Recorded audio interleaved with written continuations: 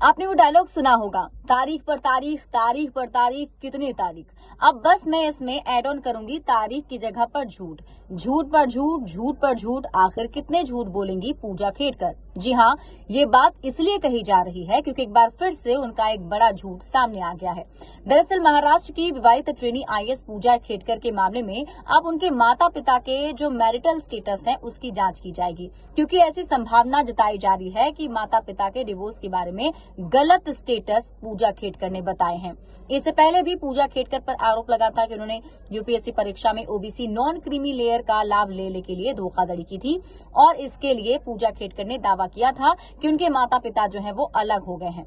आपको बता दें कि पूजा खेड़कर के आईएएस में चयन पर जब सवाल खड़े होने के बाद यूपीएससी ने आपराधिक मामला दर्ज कराया था और पूजा खेड़कर पर गलत तथ्यों को देने का आरोप लगा है। इसके साथ ही ये भी बताया जा रहा है कि जब उनका मॉक इंटरव्यू हुआ था तो उस वक्त उन्होंने अपनी जो इनकम है वो 0 बताई थी। इसी पर उनसे सवाल पूछा गया था कि जो उनके पिता हैं दिलीप खेड़कर, वो आए जबकि वो एक सिविल सर्वेंट हैं, तो आखिर कैसे इनका जो इनकम है वो 0 है। तो ऐसे में पूजा खेड़कर ये कथित तौर पर कहती हुई नजर आ रही हैं कि उनकी जो माता पिता हैं उनका डिवोर्स हो गया है, वो अपनी माता के साथ रहती हैं, पिता से कोई संपर्क नहीं है, इसीलिए उनका जो इनकम है वो 0 है।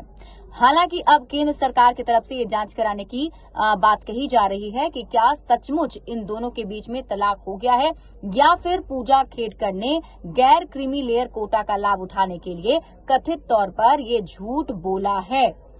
अब आपको ये बता दें कि इस बात की चर्चा आखिर शुरू कैसे हुई। तो इस बात की चर्चा इसलिए शुरू हुई क्योंकि हाल ही में लोकसभा के चुनाव हुए थे, जिसमें दिलीप खेड़कर ने लोकसभा चुनाव 2024 लड़ा था, जिसमें वो बहुजन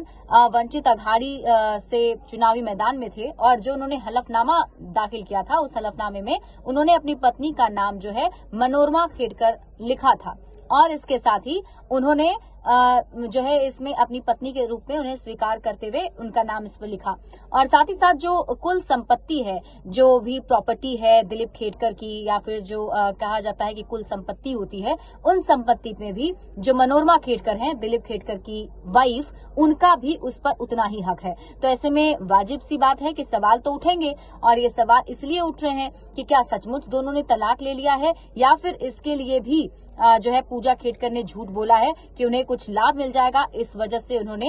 ये झूठ बोल करके यूपीएससी में अपना चयन करा लिया है। हालांकि केंद्र सरकार ने पुणे पुलिस को इसके जांच करने के आदेश जारी कर दिए हैं और अब पुणे पुलिस की टीम जो है बारीकी से इसकी जांच कर रही है। अब देखना होगा कि जांच के बाद क्या कुछ अपडेट सामने आता है, वो भी आपको बताएंगे। आप बड़े अपडेट्स के लिए जुड़े रहिए न्यूज़ 18 बिहार झारखंड के साथ। देखते रहिए न्यूज़ 18 बिहार झारखंड।